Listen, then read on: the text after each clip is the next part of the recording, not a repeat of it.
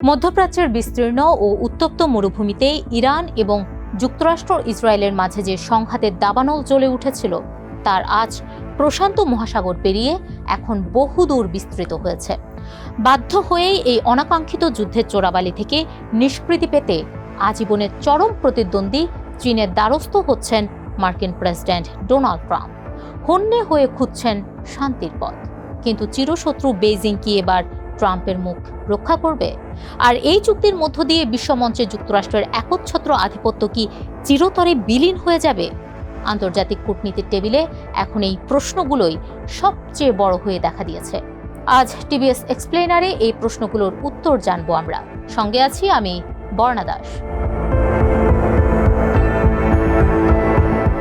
বর্তমান ভূরাজনৈতিক সংঘাতের সমীকরণের মধ্যে লুকিয়ে আছে প্রথম প্রশ্নের উত্তর।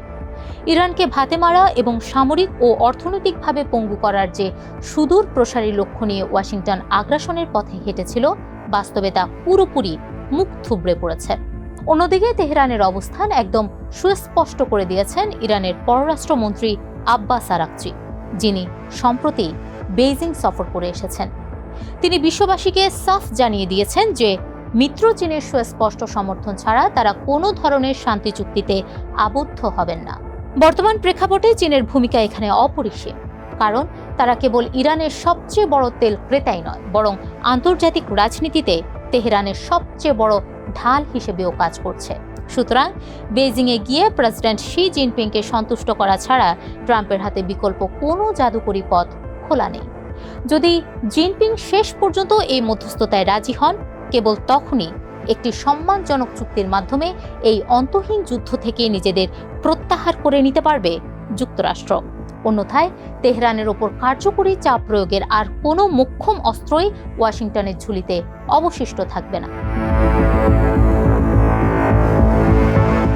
তবে দ্বিতীয় প্রশ্নের উত্তরটি প্রেসিডেন্ট ডোনাল্ড ট্রাম্প এবং মার্কিন যুক্তরাষ্ট্রের জন্য বেশ অস্বস্তিকর ও হতাশাজনক। যদি বেইজিং সফরে গিয়ে ট্রাম্প কোনো ধরনের সমঝোতায় পৌঁছাতে সক্ষম হন, তবুও এর চড়া মূল্য চোকাতে হবে ওয়াশিংটনকে।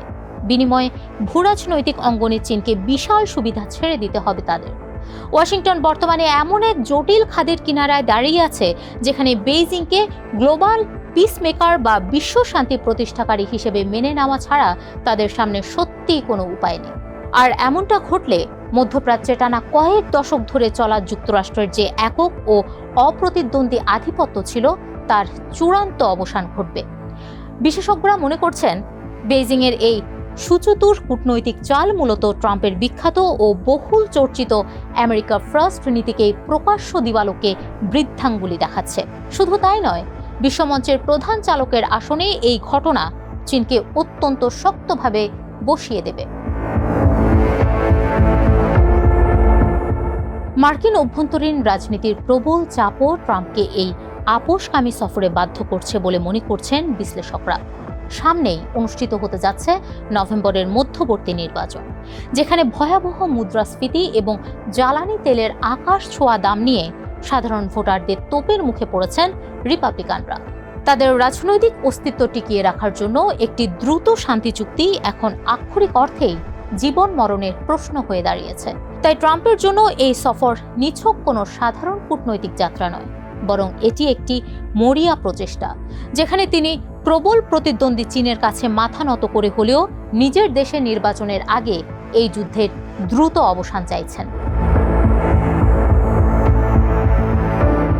কিন্তু বেইজিংকে এত সহজেই নিজের ভূরাজনৈতিক স্বার্থ বিসর্জন দেবে? এর উত্তর হলো মোটেও না। ইউরোপের ইউক্রেন সংকট থেকে শুরু করে এশিয়ার তাইওয়ান ইস্যু, প্রতিটি ফ্রন্টে যুক্তরাষ্ট্রকে চরম চাপে রাখার জন্য ইরান যুদ্ধকে একটি শক্তিশালী হাতিয়ার হিসেবে সুনিপুণভাবে ব্যবহার করছে শি জিনপিং এর দেশ। সার্বিক পরিস্থিতি বিবেচনা করলে এটা সহজেই বলা যায়, ট্রাম্পের এই আলোচিত চীন সফর হয়তো আপাতত অস্ত্রের ঝনঝনানি ও বারুদের গন্ধ থামাবে, কিন্তু বৈশ্বিক রাজনীতির দীর্ঘস্থায়ী ভারসাম্য চিরতরে বদলে দেবে বেইজিংয়ের অনুকূলে। প্রশ্ন থেকেই যায়, নিজের প্রবল দম্ভ বিসর্জন দিয়ে চীনের এই একচ্ছত্র আধিপত্য মেনে নিতে ট্রাম্প কি সত্যিই প্রস্তুত?